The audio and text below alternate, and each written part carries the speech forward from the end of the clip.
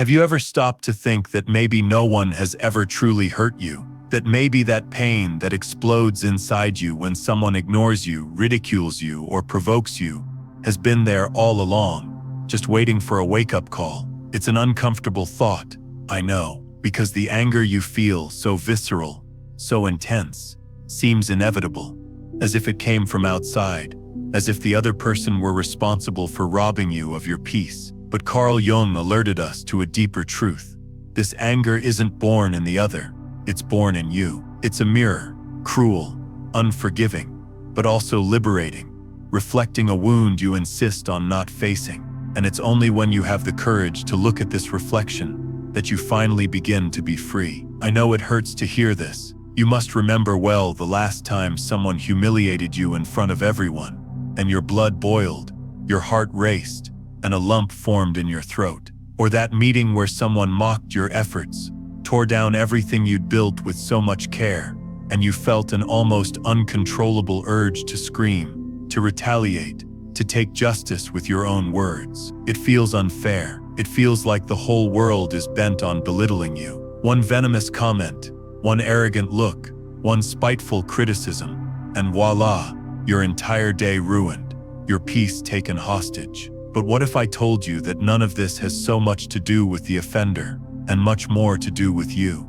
Jung taught us that anger is an invitation to look within, a sign, an arrow pointing to a place within you that is still open, wounded. It's your shadow speaking to you. The shadow, as he explained, is everything you hide from yourself, your painful memories, your most primitive insecurities, your most ashamed wounds. It doesn't disappear just because you pretend it doesn't exist. It's still there, waiting for the moment someone pushes the wrong button and it takes over. Anger is just the voice of your shadow echoing, begging for attention. I want to tell you Sarah's story. She was a woman anyone would admire, a competent, creative boss, a natural leader, until the day, in the middle of a presentation, her colleague interrupted coldly, with a tone of contempt. That idea has been done before, Sarah. Let's move on. The room fell silent. Her face burned, her hands sweated, her heart beat faster. Inside, she felt a volcano of anger, mixed with shame and fear. That seemingly banal comment awakened an old, deep pain, and for the first time, instead of exploding, she took a breath and asked herself, why did this hit me so deeply? And the answer came like a whisper inside her. It wasn't about him. It was never about him. It was about her, about that insecurity she'd carried since childhood, that deep-rooted belief that her ideas would never be good enough, that she herself would never be good enough. And there, amidst the anger, she saw the shadow that had always been hidden. Carl Jung wrote, "Until you make conscious what is unconscious, it will direct your life, and you will call it fate." Sarah understood it wasn't fate. It wasn't bad luck. It was her shadow asking to be seen. And for a few seconds she had clarity. That man didn't have the power to define who she was. That comment didn't need to dictate her worth. The only one who can do that is herself. And that's what you need to hear right now. It's not about blaming yourself or feeling ashamed for feeling angry, much less about blaming others for touching that wound. It's about stopping running away, about looking at the shadow honestly and asking, what is it that still hurts so much inside me? What part of me haven't I accepted yet? Because until you look at it, it will continue to control you, turning any criticism or rejection into an earthquake within you. But when you face it, when you shine a light on it, you regain your choice. You can respond calmly. You can walk away without hatred. You can move on in peace. I know it's scary, but it's also liberating. Because anger has never really been your enemy. It's always been your teacher. It's always been the shadow trying to show you the way inward. And the moment you have the courage to look within, anger loses its power, and you regain control. You stop being held hostage by other people's words. You start to own yourself. Carl Jung said, "I am not what happened to me. I am what I choose to become." That's the secret. What others did to you doesn't define who you are. What you do now with how you feel, that defines it. Choose to look within. Choose to see your shadow. Choose to transform anger into awareness, and take the first step toward finally being free. And now that you've begun to see anger for what it truly is, a mirror for your own wounds, you may have noticed something curious. Even in the heat of the moment, it's still hard to hold back. Even knowing the other person is only poking at something that already existed within you, the impulsiveness remains there, ready to explode at any moment. And that's why today, I want to tell you about a secret that can change how you react to these situations. There's a space between what hurts you and what you do next. This space is invisible, small, but it's all you need to regain control. It is your true freedom. I know what it's like to feel like you have no choice.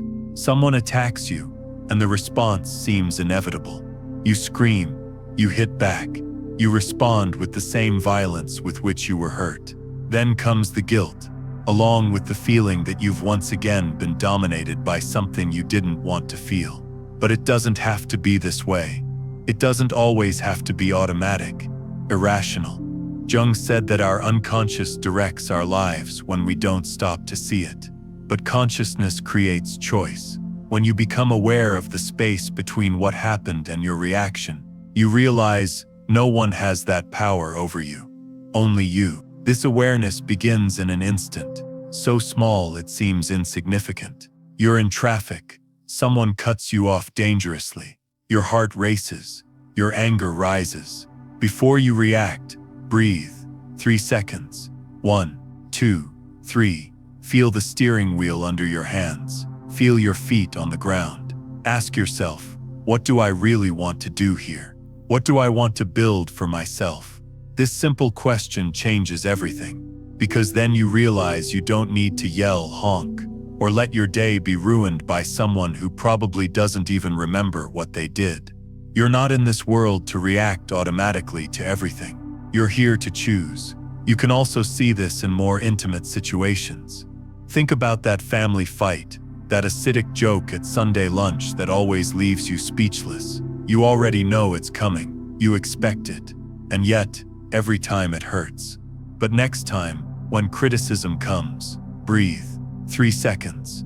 No need to respond impulsively. No need to get lost in the other person's narrative. Ask yourself, is this pain mine, or is it theirs? Is this speech about me, or is it about something they haven't resolved themselves? When you do this, you don't just protect yourself, you strengthen yourself, because you understand that you're not playing anyone's game. You're not a character in their story.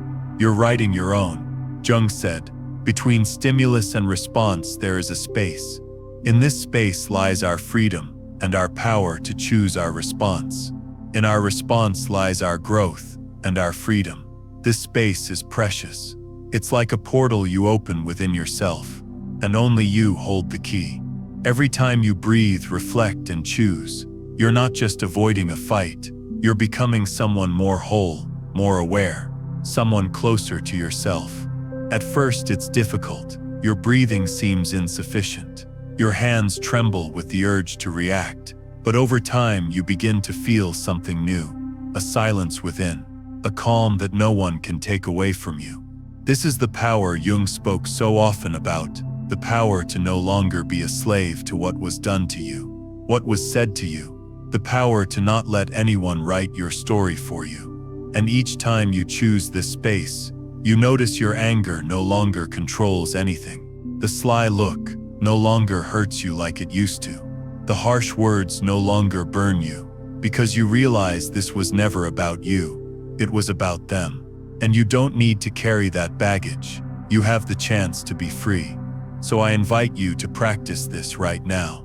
The next time someone tries to pull you into their chaos, breathe. 3 seconds. Choose. Decide what story you want to tell yourself. Because it's this story that will define who you are becoming. You are not what they did to you. You are what you choose to be each day. And if this resonates with you, if this inward journey resonates with you, if you feel ready to take further steps toward this inner freedom, don't forget to subscribe to the channel. There's so much more for us to explore together, because this is just the surface.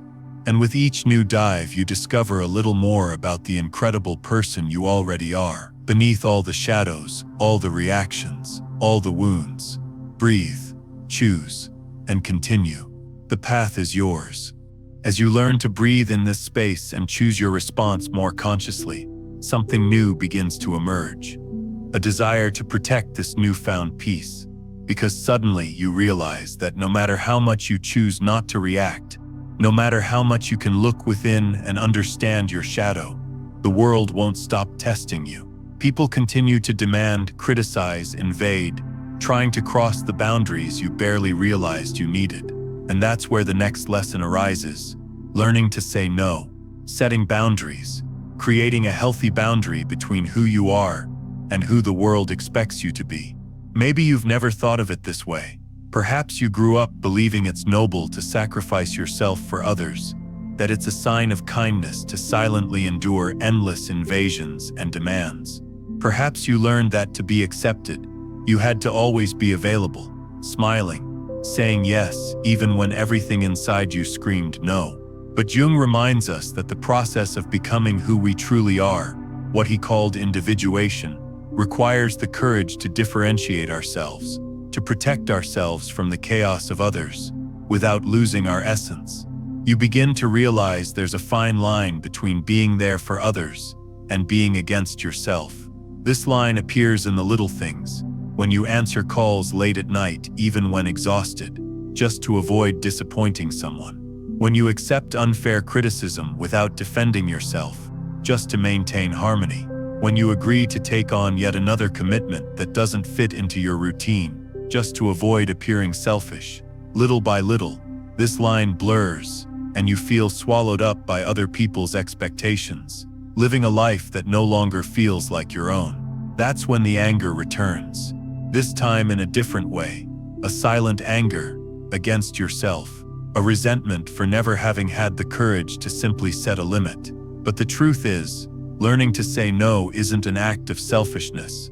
It's an act of self-love. It's an act of honesty with the world and above all with yourself. It's looking at the other person and calmly saying, I can't give more than I have. I can't sacrifice myself to keep you comfortable.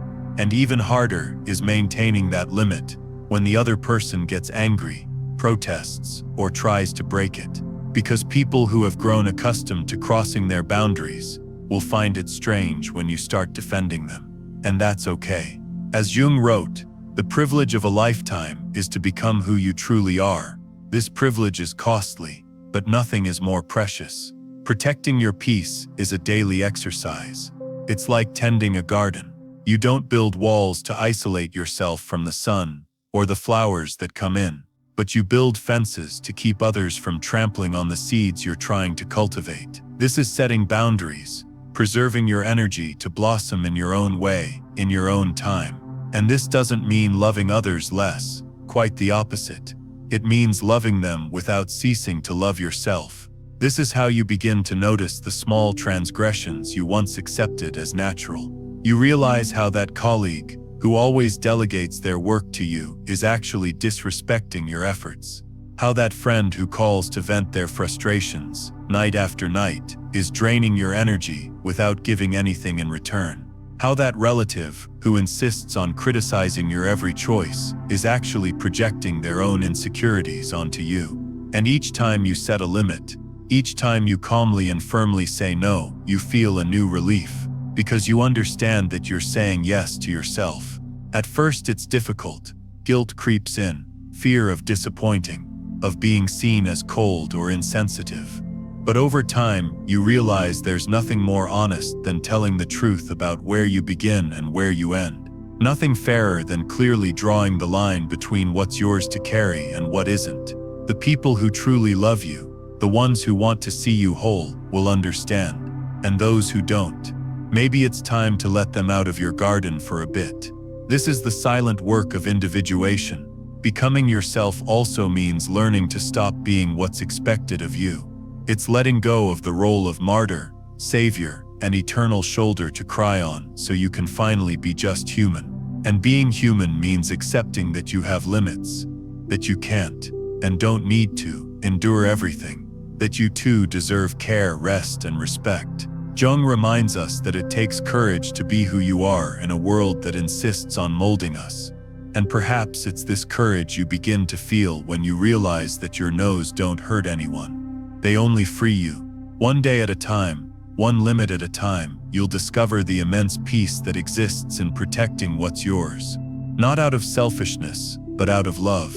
Because no one can flourish in land that doesn't belong to them, and no one can tend your garden for you. So breathe. Remember, you're not here to be everything to everyone. You're here to be you, and that's more than enough. When you begin to protect your inner space and finally say no to what no longer serves you, a new challenge appears, almost inevitably. As much as you've learned to breathe before reacting, to look at your own shadow, and to set clear boundaries, there's something that still hurts. Criticism. It keeps coming, and it's always harsher when it comes from the people you love or respect most. And even with all the awareness you've cultivated so far, hearing someone tell you that you're not enough, that you made a mistake, that you're not up to the task, it still makes something inside you tremble, as if that wound you thought had healed were reopened in a flash. This is where one of the most profound lessons of the inner journey lies, learning to listen to criticism as if looking into a mirror different from anger, a mirror that not only reflects pain, but also reveals possibilities for growth. If you have the courage to look with wider eyes, because criticism, when properly observed, can stop being a weapon against you and become a tool in your hands. But to do so, you need to let go of the need to be perfect. You need to accept that there are still parts of you that can mature. Without this meaning you are worth less. It's painful at first. You hear someone say your work was poor, that you could have done better, and something inside you seizes. Your first reaction is to defend yourself, justify it, and retaliate. Because admitting there's truth, there seems to vindicate the person who hurt you. But this isn't about vindicating the other person. It's about giving yourself a chance to grow. It's about stopping for a moment, breathing, and asking, what does this criticism evoke in me? Why does it hurt so much? Is there something here I'm avoiding seeing? Jung said that everything that irritates us in others can lead us to an understanding of ourselves. This phrase also applies when others point out flaws we don't want to see, because often what hurts us most is precisely what we know. Deep down, we still need to work on. Sometimes it's insecurity about not feeling good enough. Sometimes it's the shame of carrying a fragility we pretend not to have. Sometimes it's the childish need to be accepted all the time. When you understand this, criticism stops being a personal attack and becomes an opportunity for self-discovery. I remember Alex's story, a dedicated, talented man, passionate about what he did. One day, after presenting a project at work, he heard his boss give a cold comment. "It's well below expectations." Those words destroyed him inside. He spent days stewing over the injustice, feeling like a failure, until in one of those quiet moments with himself, he decided to ask, "Why did this destroy me so?" And the answer emerged. He still carried, from childhood, an enormous fear of not being enough, of never being pleasing. The boss's comment only ignited that old wound. So Alex did something different. Instead of taking revenge or keeping quiet, he asked for more detailed feedback, listened, took notes, and worked on the areas he needed to improve. And he felt, for the first time, that he had transformed pain into strength. Of course, not all criticism is fair. Some comes loaded with the critic's frustrations and shadows, and that's okay. It's also part of learning to discern what's someone else's projection and what's yours. But even these criticisms, when unfounded, still show you something. They show you how you react when questioned. They show you that you still feel compelled to prove yourself, and that in itself is an invitation to grow. This is the beauty of no longer letting yourself be shaken. Not because you've become cold or indifferent, but because you've learned to transform even the harshest words into stepping stones into yourself. Every criticism, fair or not, is a chance to look at your shadow, integrate another piece of it, and move forward more whole. This is individuation. It's becoming more and more who you are, without having to run away from what's still missing within you. So the next time someone points out a flaw, don't run away, don't attack, don't swallow hard. Breathe. Ask yourself what this wound is trying to tell you. Separate the truth from the projection. Use what helps you grow. Discard what doesn't belong to you, and move on. Jung believed that everything that happens on the outside may be a reflection of what remains to be seen on the inside. And if you start listening to criticism with less fear and more curiosity, you'll realize that no other person's words have the power to define who you are. Only you can decide that. If this reflection touched you in any way, if it resonated somewhere deep inside, enjoy this moment. Not just here but there, within you. Because every time you embrace criticism as a mirror, you take another step out of the clutches of others and into yourself. When you begin to see criticism as mirrors rather than weapons, something even deeper reveals itself. You realize that often it's not what others say that holds you back, but what you yourself continue to hold inside, even after they've left. It's the anger that remains, the hurt, the resentment that insists on weighing down your chest. These are memories you revisit night after night, conversations you recreate in your head, always trying to imagine what you should have said or done differently.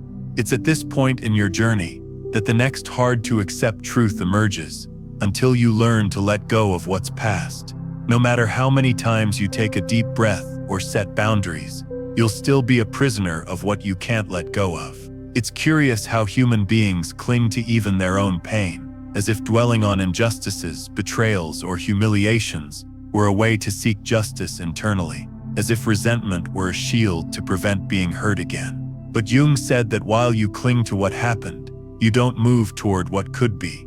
And perhaps you've experienced this firsthand, that feeling of always reopening the same wound, the same person, the same comment, the same episode from the past that insists on resurfacing, dragging you down like an anchor. But the truth is that resentment is a chain that only binds you. It doesn't hurt the other person. It doesn't change what happened. It only prevents you from being free. When you carry anger from the past, you transform it into an identity. You are no longer just you. You are the betrayed, the wronged, the ignored. And as long as you cling to this story, there is no room for a new narrative. As Jung reminds us, I am not what happened to me. I am what I choose to become. But to choose to be something new, you have to let go of what you've held onto for so long. I like to imagine this pain as a physical weight, like a huge stone, carried in your arms for years. At first you feel the strength it demands, the discomfort it causes. But over time it becomes a part of you. You no longer know what it would be like to walk without it. Until one day you realize, this stone never protected you from anything. It only made you more tired. Letting go doesn't mean forgetting. It doesn't mean forgiving those who didn't ask for forgiveness.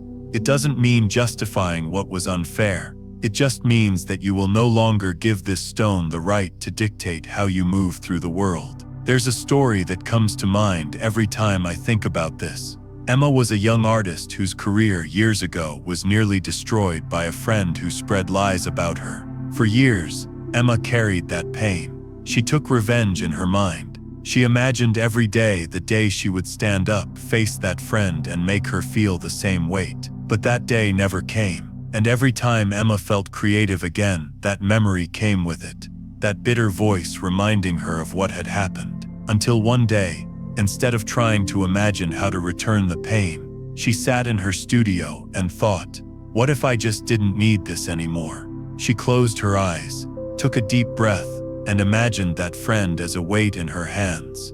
And she imagined herself slowly setting that weight down on the floor. For the first time in years, her breathing felt light. It didn't change what had happened, but it changed how much it controlled her. That's exactly it. Letting go isn't about them. It's about you. It's understanding that you don't have to be defined by what they did to you.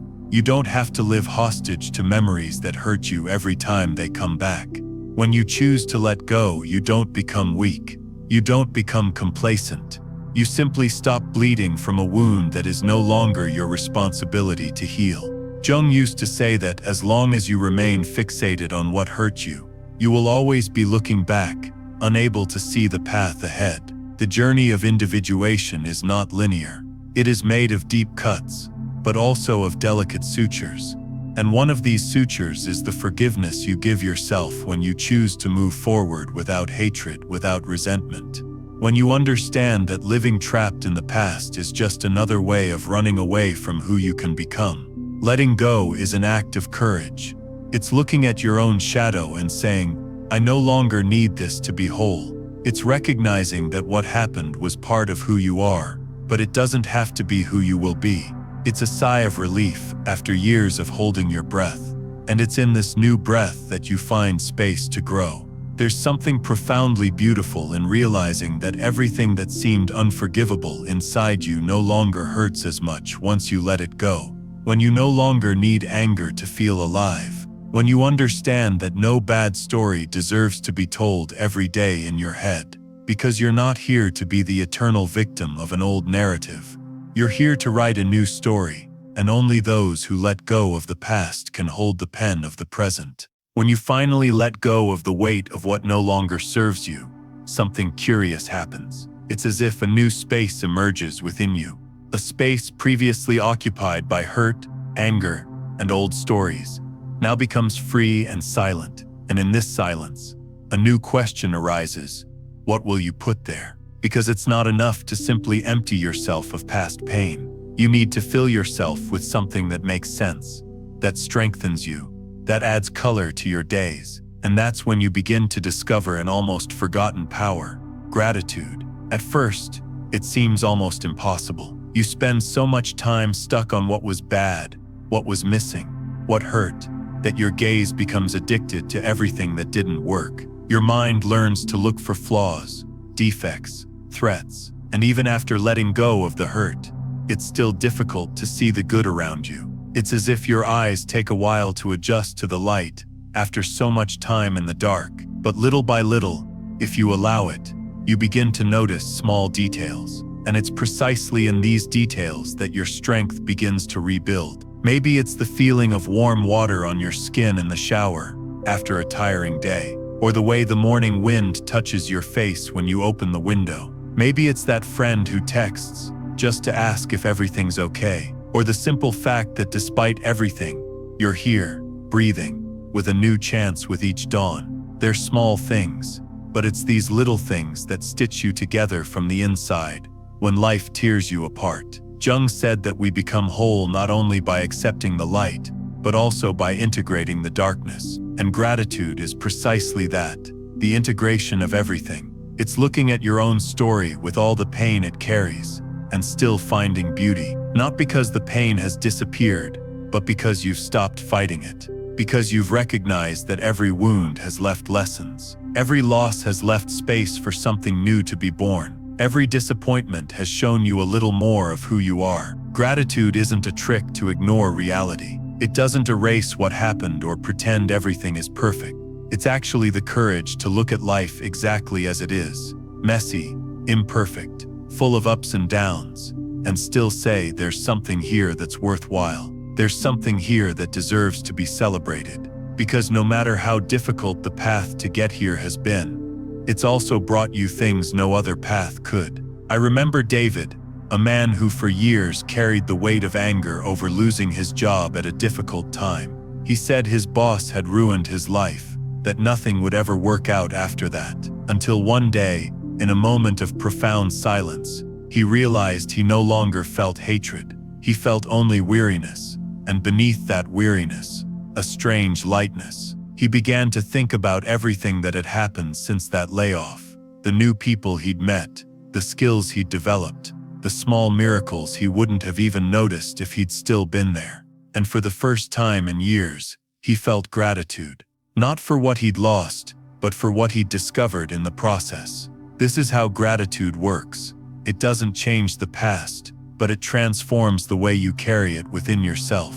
It lifts the weight of memories and restores the lightness of knowing that each step, even the most painful, made you who you are today. And who you are today already carries within you the seeds of a more serene future. Over time, you realize that gratitude isn't just found in big victories, but in the small silences, in the hot coffee that warms your hands on a cold morning, in the sound of a loved one's laughter echoing through the house, in the hug you give yourself when no one else seems around. Gratitude is realizing that despite everything, you still have reasons to choose peace, to look within, and recognize that life is still worth living.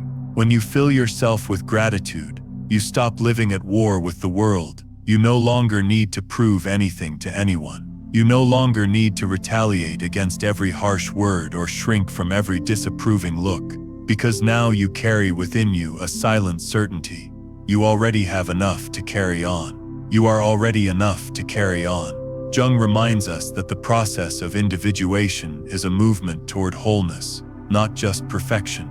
And gratitude is one of the most beautiful ways to recognize the whole that exists within you, with flaws, with pain, with difficult stories, but also with love, with strength, with possibilities. Maybe it still hurts sometimes. Maybe memories still surface that weigh on your chest. But now you have a new habit, searching, even in the shadows, for a spark of light. And each time you find that light, no matter how small, you become more whole, calmer, more you. Because gratitude isn't just an emotion, it's a choice. It's the fertile soil where you plant the peace you so desperately seek. And little by little you realize that no one out there can take that away from you, because now it has blossomed within you. As gratitude fills the space, previously filled by anger and resentment, you begin to notice something even more profound. A subtle shift in the way you see the people around you. They remain the same with their flaws, their shortcomings, their unnecessary attacks and thinly veiled criticisms. But you no longer see them as enemies. Something shifts within you. Your gaze softens, and you begin to realize that just as you carry your wounds, they also carry theirs. Every harsh word they hurled at you, every impatient gesture, every judgment that wounded you was, in fact, just a projection of their pain speaking louder than your conscience. And when you see this, compassion arises. This compassion isn't pity. It's not placing yourself above others, as if to say, I'm better because I understand what you don't yet understand. No, it's simply recognizing that we're all trying. We're all struggling with our own shadows, even if in very twisted ways. It's recognizing that the person who yells may have grown up in a silence of abandonment, that the person who criticizes may carry a self-image so fragile that it only sustains itself by putting others down, that the person who always seems to want to hurt you may be someone who hasn't learned another way to exist in the world.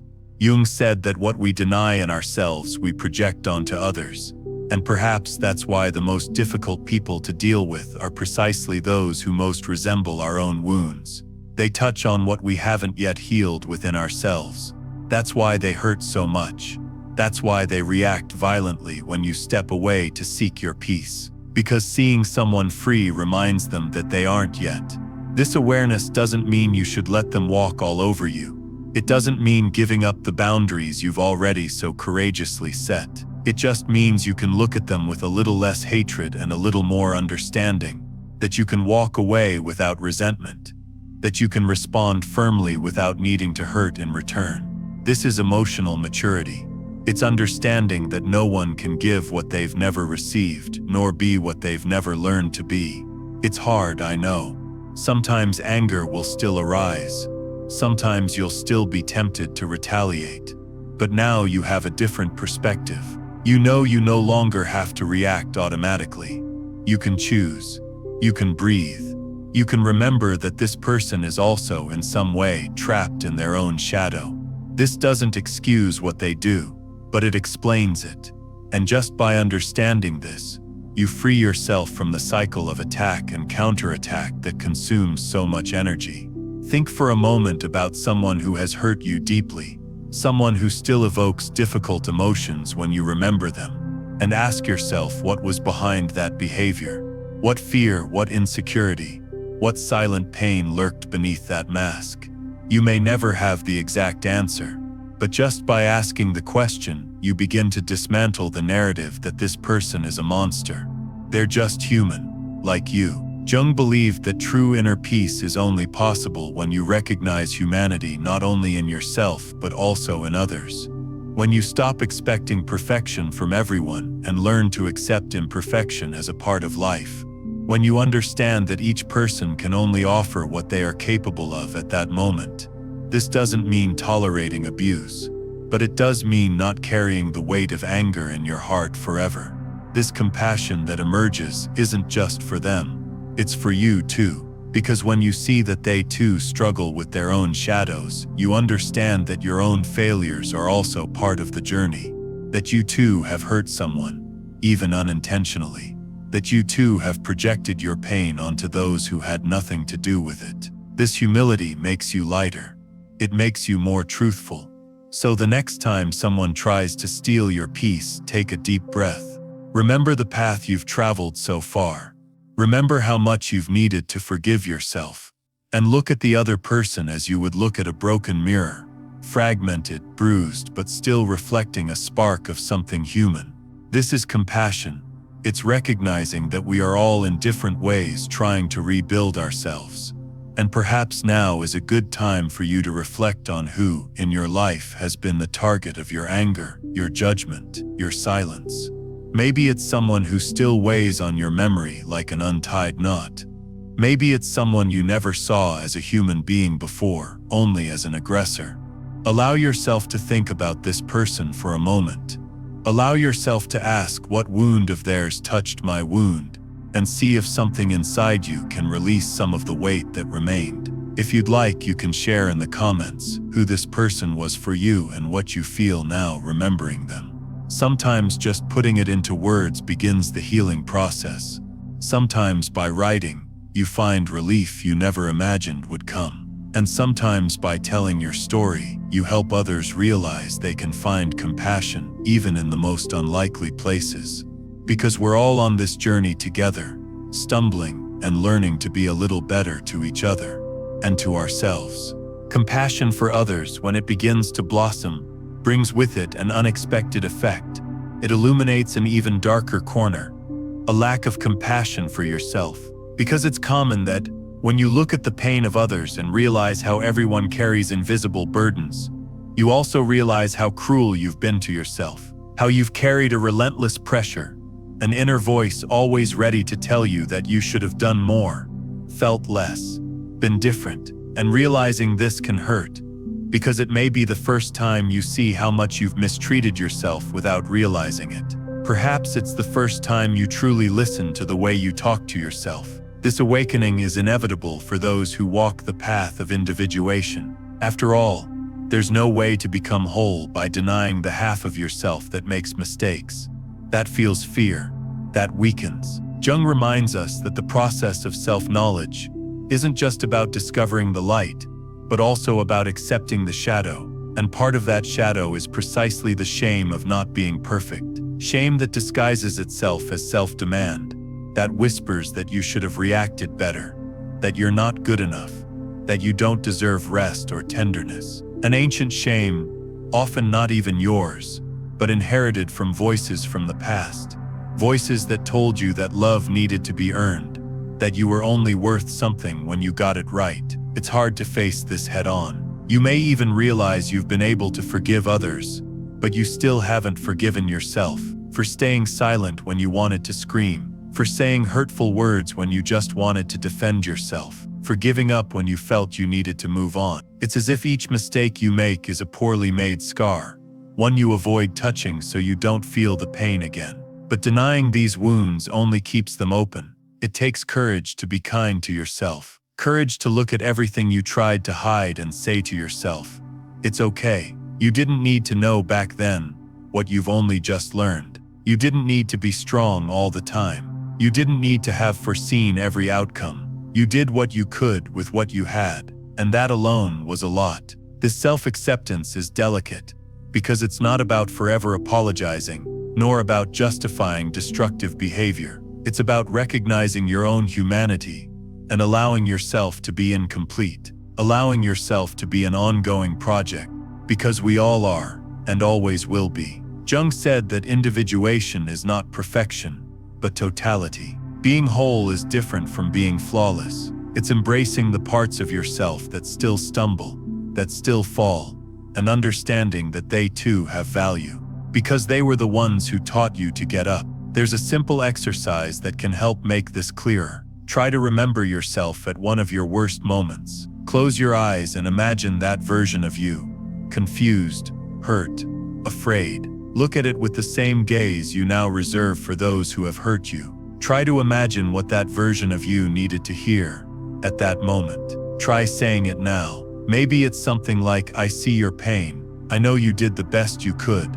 I don't blame you. I understand," and see how it resonates in your chest. This practice won't change everything overnight. You'll still slip into the old habit of blaming yourself. You'll still hear that harsh voice echo when you fail. But little by little, you'll realize you no longer need to believe it. That you can choose to speak to yourself with a little more gentleness. That you can begin to build, within yourself, a safe place where even your mistakes are welcomed. This self-compassion is neither a luxury nor an indulgence. It is a necessity, because only those who learn to embrace themselves can truly embrace the world. Only those who allow themselves to make mistakes can accept the mistakes of others without hatred. Only those who love themselves completely can love others without demanding perfection in return. It's curious how, by accepting your flaws, you also become more relaxed about criticism. It no longer feels like definitive condemnations,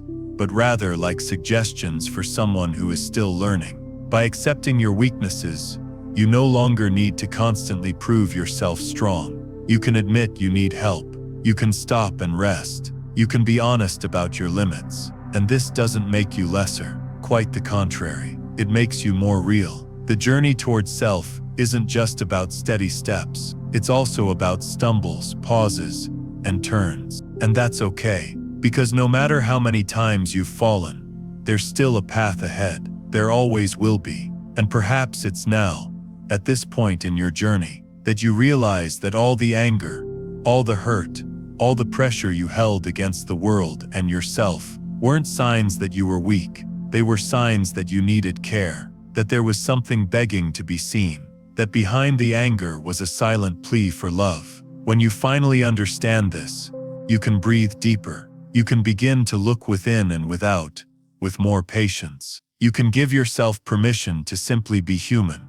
because there's nothing more beautiful than being whole, exactly as you are, full of shadows, full of light, full of possibilities. When you begin to allow yourself to be human, something changes in the way you present yourself to the world. The mask you once wore to protect yourself, that persona constructed to appear strong, unshakable, always in control, begins to become unnecessary. You realize you no longer need to pretend to survive. You no longer need to hide your tears to appear brave, or eat your words to be accepted.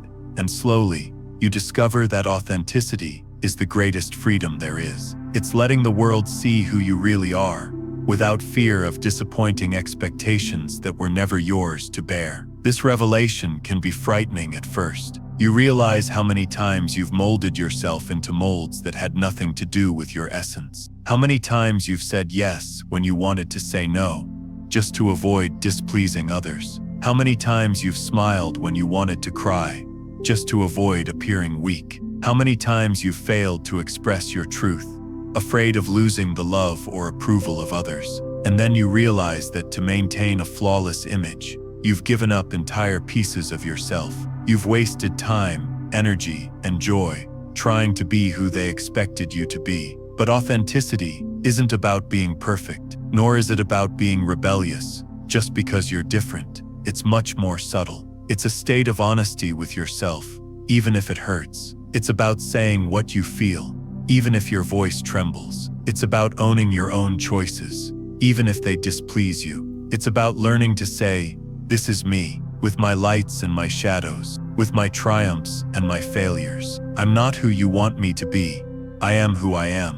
Jung described this process as individuation, the path from living as a reflection of external expectations to becoming a reflection of your own inner self. A path that requires courage to face not only the judgment of others, but also the internal judgments you've learned to repeat to yourself. The fear of being rejected, the fear of not being loved, the fear of not being enough. You begin to realize that these voices aren't truly yours. They were learned, inherited, imposed, and that you have the right and the duty to unlearn everything that doesn't belong to you. Authenticity comes at a price. Sometimes you'll be disappointed. Sometimes you'll hear criticism that once made you cringe. Sometimes you'll lose people along the way. People who were only there for you because of the mask you wore. People who only loved you as long as you didn't cross the boundaries they themselves drew for you. But even so, authenticity is light, because the weight of carrying a lie is greater. And when you choose to be true, for the first time in a long time, you breathe effortlessly. You stop calculating every word, every gesture, every silence. You stop shrinking to fit into spaces too small for who you truly are. There's a story that illustrates this well. Clara was always known as the exemplary daughter, the helpful friend, the model employee. She did everything right, everything as expected. She never created conflict. She never said no. Until one day, in a work meeting, she was asked to take on yet another responsibility she knew she couldn't handle. For a moment, she felt that old wave of guilt threatening to wash over her. But she took a deep breath, felt her heart pounding, and said firmly, "I can't accept. It would overwhelm me too much." The room fell silent. She was surprised by her own voice. But when she left for the first time in years, she felt light. It was no longer the mask that had spoken for her. It was herself. This is what being authentic is: giving voice to your truth, even when it doesn't please you, even when it contradicts what others want from you. And the more you practice, the more you realize that this truth is in fact the only thing you have. Everything false in you will sooner or later crumble. Only what is true remains. And you begin to realize that authenticity also transforms the way you relate to others. Because by dropping your own masks, you stop demanding perfection from others too. You stop judging so much. You begin to allow them to be human, fragile, and contradictory. You begin to listen more than you speak, because you no longer feel the need to convince anyone of anything. You just are, and that's enough. Authenticity isn't a final destination. It's a constant exercise, a daily adjustment between what you feel inside and what you show on the outside. Sometimes you'll fail. You'll find yourself trying to please others again. You'll notice that you've gone back to suppressing your feelings for fear of what others might think. But now you know the way back. Now you know that you don't have to lose yourself to fit in, that you don't have to be silent to be loved, that you don't have to hide to be accepted. This is the point at which you begin to feel a peace that no longer depends on what others think of you. A peace that comes from knowing that regardless of who stays or who goes, you remain true to yourself. And this fidelity is the foundation of everything. It's where you find the courage to move on. It's where you finally find a home within yourself, a place where you are welcome exactly as you are. Now that you have walked this journey, from the anger that reveals your shadow, through the space of choice, through necessary boundaries, through the transformation of criticism into learning, through letting go of the past, through gratitude that renews, through compassion that heals, through gentle self-acceptance, and through authenticity that liberates, you are faced with a gift that few have the courage to receive: true inner freedom. This freedom is not an empty promise or a distant ideal. It is real, tangible, and has already begun to blossom within you at this very moment. Because the simple fact that you have come this far, that you have stopped to look within with courage and honesty, is a privilege. It is a sign that you are willing to no longer be held hostage by your emotions, by the judgments of others, by the stories others have written for you. You are ready to be the author of your own life. Imagine now, for a moment, that you look in the mirror and no longer see your scars as marks of pain, but as battle medals, symbols of your resilience and growth. That you recognize each piece of shadow not as an enemy, but as an ally that has taught you where it hurts and where you need to take care of yourself.